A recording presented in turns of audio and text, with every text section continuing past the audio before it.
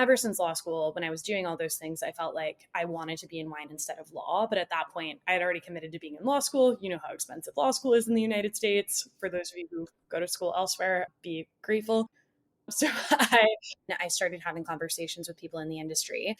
They were all like, you're great. You have good certifications. You have good professional experience in other areas, but you don't actually have any wine experience. Like, we have no idea where we'd slot you in. But I was like, okay, well, at least outside of law, I can fit in this social media thing and I can kind of put myself out there with wine and learn a little bit more about it. And at least I'll meet new people in the industry and whatnot. Welcome to the Italian Wine Podcast. This is the next generation with me, McKenna Cassidy. For the next episode, I invite you to explore with me what young adults are up to in the Italian wine scene. Let's feast on our discussion of Italian wine and culture. Grab a glass with us. Chin chin. Hello, everyone. I'm McKenna, your hostess on the Italian Wine Podcast, and I'm joined today with the fabulous Pilar Brito. Welcome, Pilar. So good to be with you. Thank you for having me. Guys, this is such a treat. I'm super excited that Pilar was able to make the time to join us on the pod. So for everyone listening, of course, we nerd out and geek out on Italian wine. And today we have Pilar joining us from Los Angeles, California. You may know her as Bar Pilar on Instagram or TikTok, but what she makes is really impressive wine videos for teaching and learning, but also including like high-level knowledge for normal people. And she's a certified sommelier with many other awesome certifications. So again, Pilar, welcome. And why don't you share with us kind of your age, where you grew up, and your start with the wine industry, and we'll go from there. Yeah. So hi, everyone. Thank you so much for having me. I've been hearing great things about the podcast, so really happy to be on it. And actually lived in Italy as a kid, so big fan of Italian wine and culture in general. So my name is Pilar Brito. You can find me on Instagram and TikTok at Bar Pilar. It's just with 2 R's at the end because I couldn't get the handle with 1 R. It's owned by a bar in DC with like 14 followers. So at Bar Pilar with 2 R's at the end. Yeah, I'm going to try to get it from them at some point. At Bar Pilar with 2 R's at the end. And then I'm also on Substack. If you take a look for that, the link is also on my socials. I originally trained as an attorney. I was a venture capital and startup attorney for 4 years before I made the full-time transition into doing this. But in the meantime, during kind of my legal journey, I also discovered wine and just fell madly in love. Happy to get more into that, McKenna, if you want to. But basically started doing blind tasting competitions, hosting a bunch of tastings, running blind tasting groups at my house, and then, of course, doing all my wine certifications. So I started with CMS. I actually switched over to WSET, and I'm now getting my WSET diploma. About a year ago, while I was still a practicing attorney, I felt like I wanted more of a way into the wine industry, despite not really having any experience outside my certifications. And I wanted like more of a wine community too. So I started my social media pages. I knew nothing about social media. So if you're curious to talk more about that, we can always talk about like the rough transition from knowing nothing to learning about social media. It's definitely tough. And yeah, I started doing it a year ago and over time grew a pretty big following. By the end of last year, it started to become very difficult to manage both law and managing my wine community. So I decided to make the full-time jump.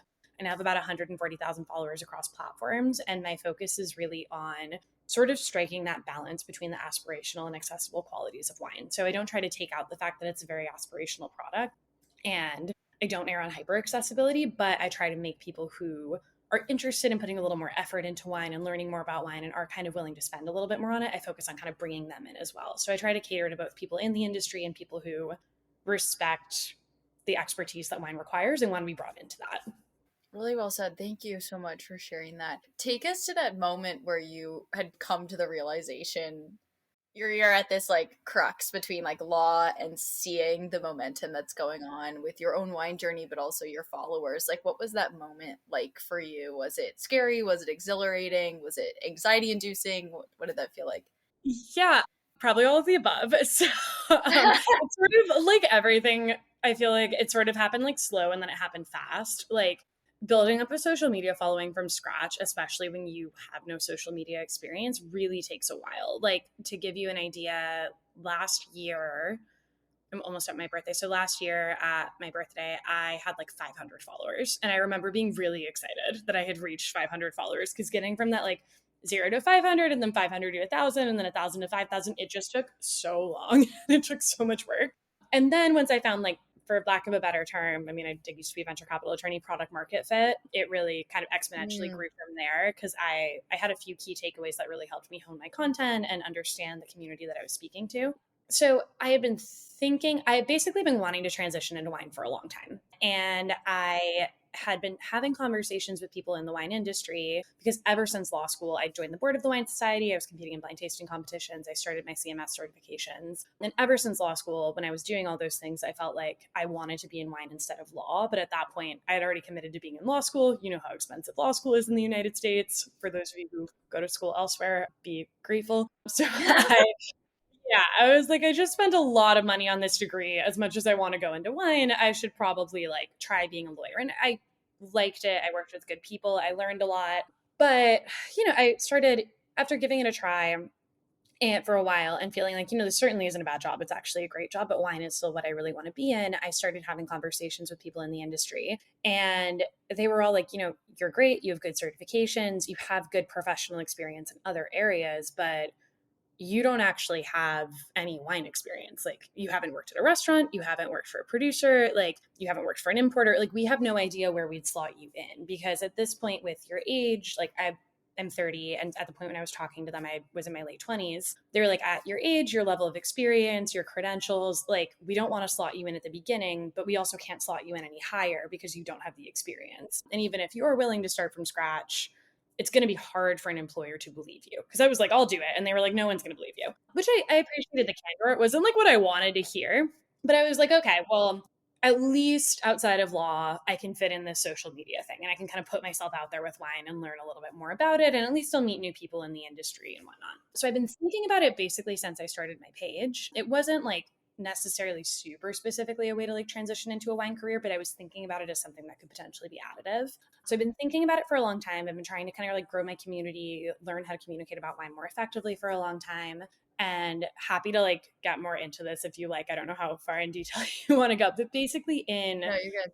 yeah, it was basically kind of like twofold. Like I would say January of, I guess that would have been 2024 when I started it, through August of 2024 was partly just, keeping up my wine knowledge, but then also learning how to use social media. So listening to all of these podcasts, watching all these YouTube videos. There are a bunch of like creators for creators. So I was following all of them to try to learn how to use this effectively. And in August, I had kind of two like aha moments for how I think about wine and how I think about communicating over social media. I started shifting my content and then it immediately took off. So I went from like 5,000 followers one week to like 10,000 the next week to 25,000 the next week to like 100 a few weeks later.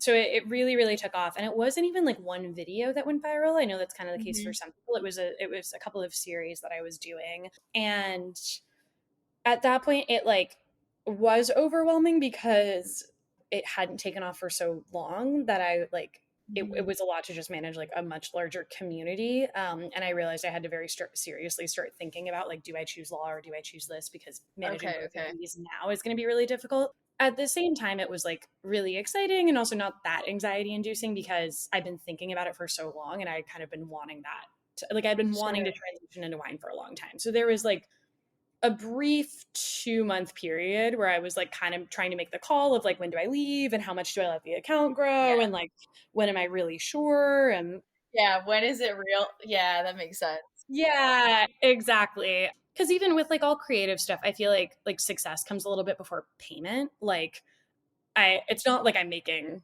anyway, it was a big, big, big financial transition. And I'm confident over time it'll even out, but Sure. I still had to make the choice. I couldn't, like I couldn't do this at all. So anyway, that's a long way of saying like overwhelming because in a way it all happened at once, but also like not because I've been thinking about it for so long. I've been trying to strategize for it, to be totally honest. And I did feel really good about the series I was putting out that did have my account take off. So like it worked better than I thought it would, but I definitely was like, okay, I think this is really going to resonate. So I wasn't like shocked that like, oh my God, I can't believe this video went viral, if that makes sense. Sure, you had been, this was a longer extended thought process. I want to go back to that theme of like product market fit a little bit. I thought that was really well put. I noticed you do a few series now, like cult classics or name drop wines for fancy business dinners. You also feature a ton of dessert wines, which we have to go back to because this is just, it's dope. There's no strategy behind the dessert wine thing. No, but you just love wine. them, and yeah, it's I know, and I love that. And so, could you just put voice to or shape to this like segment that you were doing at the time that your fellowship kind of took off, just for the listeners to understand, almost like a paradigm shift. It sounds like you were doing one thing, you made a change, and there was significant difference after that. Yeah, totally. So like I said, for like the first like 6 to 8 months, I really spent so much time, and I still do this, just not to the same degree because I'm like more socially native, for like lack of a better term. Like I'm online more, I understand how social media works more, but like at first I was just so confused by the whole thing. So I spent a lot of time listening to like creators for creators and reading articles on like how to make effective content and how to speak authentically to an audience. And the two things over time that really clicked with me, and it was kind of, I wish I had like one source I could point people to, but it was really through like listening to and reading a bunch of things, were one, the importance of series. I've been doing one-off videos the entire time, and something clicked with me. I think there's just through listening to a bunch of people, where I realized I had to start treating my page like a channel, like the same way like a TV channel would work, where like people, there are various different forms of programming. Some click more with other people than others do, but there's something that makes people want to keep coming back, and there's kind of something for like everyone in your niche audience that they want to keep coming back to, and like give them something to look forward to every time, instead of just the one video and it's like, oh, I like this one video, but then they go to your page and there's nothing else on that topic, if that makes sense. Like you want to build up the anticipation and the familiarity and treat it more like a channel. So I started to think in terms of series. And then the other kind of big aha moment I had was just the idea of communicating to people how wine can improve their life. I was kind of like, I was spending more time online, was listening to all these content creators, and it clicked with me that people's attention is so divided, and there are so many creators online right now, even within wine. And for anyone to genuinely stop on the explore page or their feed and listen to what you have to say, you really have to tell them why they should bother. And what I was doing before, when I had these one-off videos, is, and I still do a little bit of this just because like I like to talk about like dessert wine or, champagne or sherry, but that's just more fun for me. And it will probably resonate with like 25 people, but whatever. But you being one of them. But what I was doing before with my one-off videos is, yeah, I was doing like, I was sharing technical wine knowledge, assuming that whatever audience I was reaching already cared enough about wine to want to have that technical knowledge. Like I was assuming that whoever was like scrolling through their explore page wanted to learn about like alcohol levels and tannin levels. The reality is, as much as like that's interesting to me because I've spent, years studying wine, that's really not the case for everyone. And even if you want that to be the case for people eventually, like you kind of have to hook them with something that makes it click why wine is important, why wine will affect their life. So started making these series, and I started with the two series you named that really, really took off, and that's what kind of exploded my page. So one is the name drop series. And if you guys are unfamiliar with my content around that, the way I open all of them is, and I used to do them every week, but I was doing them every week for like 5 months. So now it's more like every 2 weeks. The way I open them is, if you're just starting to go to your first fancy business dinners with clients or investors, there are a handful of wines that always come up. You should just know what they are. And then I kind of focus on one wine that week. And what I'm really targeting with that is someone who is around wine, is in a professional environment, wants to succeed, is maybe a little bit intimidated by wine, but interested, or at least interested in succeeding in those environments. And I'm telling them like, hey, this can help you get ahead in your career. This can help you feel more comfortable at business dinners. This can help you impress a client. Like, let me help you get comfortable with this topic. So that really clicked. And then the other one that I did, where it was sort of that idea of series and to showing people why wine is important, is my cult classic series. And that one, that's a little bit more of like a personal project too. Like I love small producers that people might not have heard of. So the cult classic series is really where I focus on those. And I talk about like sommelier favorite wines that you might not have heard of. Normally that would be like, like I'm talking about like Domaine or JP and Jackie Blow, and like just, yeah. Normally that would be like a deep wine nerd kind of topic. But the way I chose to phrase that series, and I don't open every video like this because I don't feel the need to reintroduce the concept every time at this point, but I do open some of my videos like this. And certainly at first, I open with this idea that wine is a way you can express your taste. Like we live in a world now where everyone kind of looks the same. Everyone's kind of like with Instagram facing whatnot, at least online. Everyone's kind of like buying all the same stuff. People are really trying to figure out ways to develop their taste, elevate their taste, and differentiate themselves. And so I open with this idea that like wine is one of those. Wine is an extension of your lifestyle. Wine is an expression of your lifestyle. Wine is an expression of your taste. And when you're expressing your taste, you want a little bit of diversity. Like had the flagships, like, Mm-hmm. the Harlan's or whatever, like the same way you would have like the designer bag everyone has. That's totally fine. There's definitely something to be said for that. But also have, a handful of small producers in your cellar that you can pull out for your friends and tell a story around them and talk to people about why these are important and why these express your taste the same way like you'd pair that designer bag with like a vintage sweater from Japan. So those series really took off, I think, because they built familiarity and anticipation with my channel, and they showed people how wine can improve their own lives. And I think that's what really clicked. That's awesome. And you seem to also pair that the familiarity ties in with the activity of hostessing as well. Like you will host your friends and you'll show how people can create an experience with what you've been talking about this whole time. Like you had your caviar picnic, etc. So what would you say about the importance of experiential things for Yeah, the yeah, yeah. next one, like creating experiences? And for someone who's intimidated to create experiences, like it's really simple and you lay it out quite blatantly. So what's your thoughts there for not only just picking a wine from a store and enjoying it, but like creating a space where others can encounter it as well? Yeah, totally. And I'm so glad you asked that because that's actually in the next series I'm working on. Like the caviar picnic was more just like my friends came over with a ton of caviar on Monday. And so I just like filmed it in kind of a low production manner. I have wonderful friends, clearly.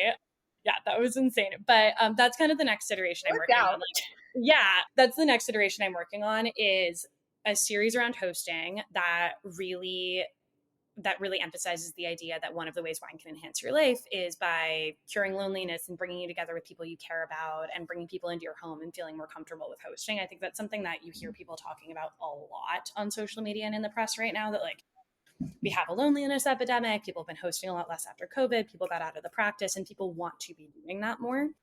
I have been wanting to do that for a long time. Like I've been wanting to make that kind of content for a long time. But being a lawyer and doing this, it was just like it was not a possible thing to fit in. There's so much more work that goes into like a big dinner party and like filming all of that.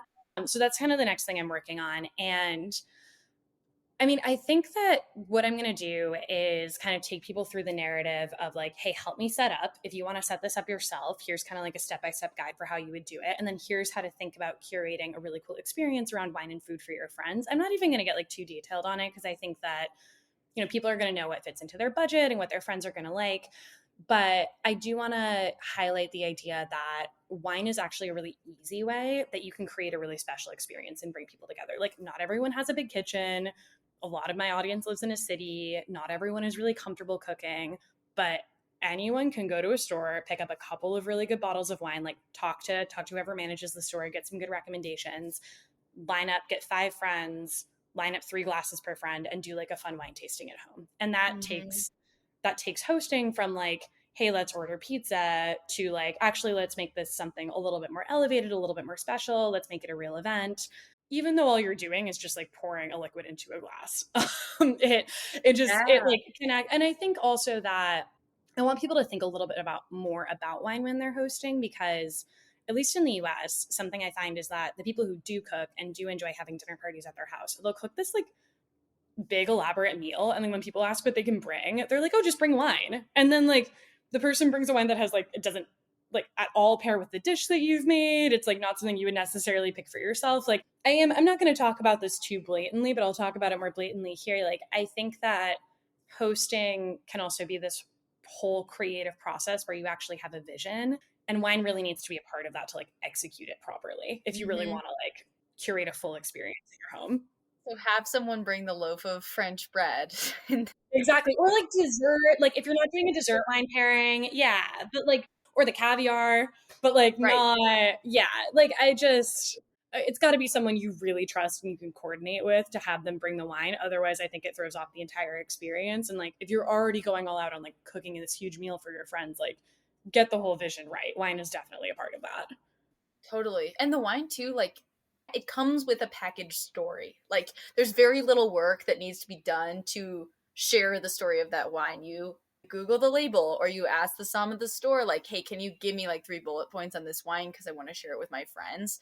And to your point, if you're doing that wine tasting too, like just because you're presented the wines, you don't have to be the expert on them. Like leave it to the table to throw the tasting notes down that you printed off the site and let them everyone else dive into telling the story of these wines. There's some intimidation factor to be had for someone who's just learning about wine and needing to present every detail to the room. And if you're not ready for that, it's okay. You can share that adventure with everyone in the room, but you're choosing the wines to start because you know that you need a dry white, you want a big rich red, and you want something off dry to finish. So that makes sense. That's really awesome. Yeah, no, exactly. Like you're curating, and that's what differentiates you as a host. And wine is a way you can really effectively curate without actually putting in that much effort. And like to your point, like you don't have to talk through the details of it too much. Like even when I do host wine dinners a lot for my friends, and I've just now started filming them. But even when I do, like they all say they want to learn more about wine, but really like everyone wants to like drink something beautiful, catch up, learn a little bit. They don't want to like get super into the technicalities and have a big long lecture on it. Totally. Like the point of it is to create a really special experience that brings people together. Totally. Yeah. We have a rooftop here in my building, and like a similar at the end of summer, we did this really nice like Spanish wine tasting, and they needed to know so much less about the wines than I had perhaps prepared, but they were highly selected wines to the point where I was enjoying them as well. We knew they would go with the food we had planned ahead, and everyone was just kind of captivated with very low lift from all parties. So I definitely hear you. So what do you think about people who are trying wine brands and wine media in general, and also companies who manage the sale of wine brands, and seems to be a hyper fixation on making wine relatable, or quote unquote relatable, accessible. There's canned wine, there's there's just everyone wants to try to find that silver bullet to make wine hot and trendy again. And it seems like you might have a different take on that. So kind of what's your take? Yeah, I have such strong feelings on this. And to be clear, Those are welcome. I don't think that there's anything necessarily wrong with like a canned wine, for example, because like I want to go to a sports game and like still have a good glass of wine, and I'm not going to bring a bottle. So like I don't necessarily think there's anything wrong with like different packaging per se. But in the communication, I just do think the wine industry is cannibalizing itself a little bit. At least from, I mean, I'm mostly a consumer despite my certifications. Like, at least from a consumer perspective, I think it is an aspirational product. And I think that there is a huge proportion of the population that wants it to remain an aspirational product. They just want to find a way to be brought into that. Like the reason I started my page is, and there's nothing wrong with this, but well, I have strong opinions on it, but it does reach a very specific type of audience. And like, there's definitely an audience for it. The reason I started my page is I felt like I was seeing a lot of wine creators that emphasized hyper accessibility. Here are like the $10 wines to get at Costco for your girls' night or whatever. And there's nothing wrong with that. But I just felt like, okay, that wouldn't have resonated with me when I wanted to get into wine. What I wanted when I wanted to get into wine was I was like 24, 25. I was in law school. I had the promise of pretty good disposable income in the future. I saw myself as kind of moving into this more sophisticated adult lifestyle that I wanted to have. And I wanted wine to be like a representation of it and an extension of that and an experience of it. So I was actually willing to put a little bit of effort into it. I was willing to spend a little bit on it. And I wanted it to be this aspirational, luxurious, global thing. I didn't want it to be like the $10 rosé I was buying at the grocery store. So I really started my page because I wanted to kind of speak to that community of people who, maybe they're not totally comfortable with it. They're busy. They're probably not going to have time to get like formal certifications at any point. Maybe they'd be interested in doing like WSET 1 or something like that, but they're not going to like go as far as I have. But they do see themselves as sophisticated adults. They have a reasonable amount of disposable income. They want to find new sophisticated ways to entertain their friends or entertain themselves or have a date night. They just want someone to like help them along a little bit with that. I think most wine is inherently an aspirational product. And I think that anytime you try to like take out the character of like the inherent character of a product, it doesn't go very well. I also think that people are just drinking less alcohol. And I think that if someone's going to bother drinking alcohol at this point, it's going to be for a more elevated product and a more elevated experience. Like there has to be a reason to drink alcohol now, I feel. Whereas like, I don't know, just drink like juice if it's aspirational. Like there's so many other options. Yeah. So, I mean, drink whatever you want. It's not my business, but like that's how I view it. I feel very strongly that like not shying away from the aspirational quality of wine is really important. And I don't think that you have to move away from the aspirational quality to make it accessible. Yeah, totally heard. I think actually it seems like there's two kind of target markets. Like if you're trying to make wine radically accessible and radically relatable, like that's a different target audience than people who are who you just described, who have the freedom and the willingness to kind of go into these experiential wine selective like moments. But this actually seems to be a good answer for the luxury wine industry, which is actually at a point of confusion right now, being like we don't really want to lose the aspirational aspects of luxury wine, and we actually can't because it's what our entire brands hinge on. And so like how can you market to this other subset that responds to that hyper relatability of here are all the wines I tried from Kirkland and Costco? Well, people who are interested in that but are like, this seems your strategy I think really applies nicely to the luxury wine industry, and I think you laid that out really clearly, which is cool. Yeah, I mean, and I think like for the luxury wine industry, I think like don't underestimate. I mean, again, I haven't been on that side of the industry, but my opinion is like don't underestimate your potential community or audience. Like just because, I mean, when I was in college, like I was drinking Apothic and Yellowtail. Like I thought they were good. I did not know. I did not They know. have I their knew I role. was, yeah, Absolutely.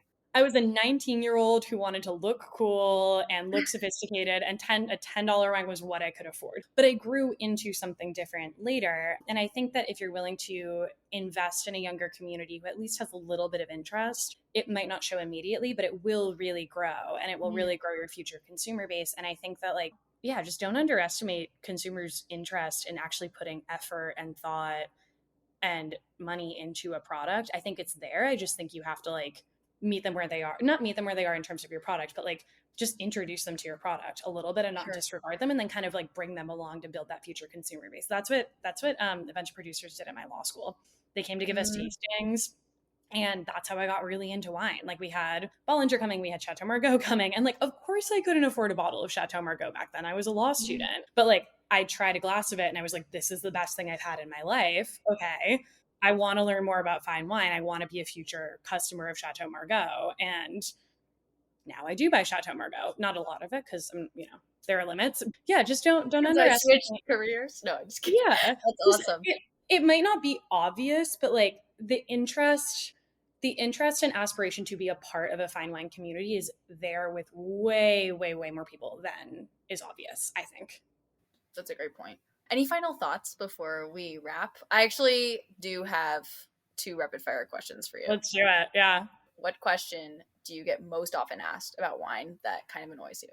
That kind of annoys me.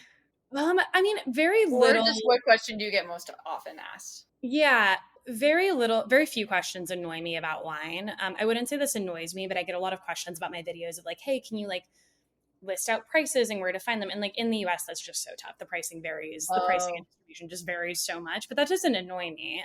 I think the other question I get a lot is just where do I get started? Like, hey, I want to learn more about wine. Your videos are great. Like, but if I want to do a little bit more, where do I get started? The answer I usually have to that is like, before doing the certification programs, just read the Wine Bible by Karen McNeil. Super mm, comprehensive, user friendly, 20 something dollars on Amazon. Like that, in my opinion, gets you to like the level of one of those really early certifications without the cost and commitment. So that's usually my recommendation. And then just kind of like getting a group of friends together who are into wine to like do a tasting group and just, yeah, develop a social calendar around it. that's beautiful. Okay, so what if you walk up to a bar, Pilar, and there is no wine, and you have to choose between cocktail or hard seltzer? What are you ordering? Oh God, not hard Or a seltzer. beer? I actually, the funny thing is, I love craft beer. My stomach can't handle it, at least Mm, lately. I really do like the taste of it, but I mean, a cocktail for sure. what cocktail are you drinking?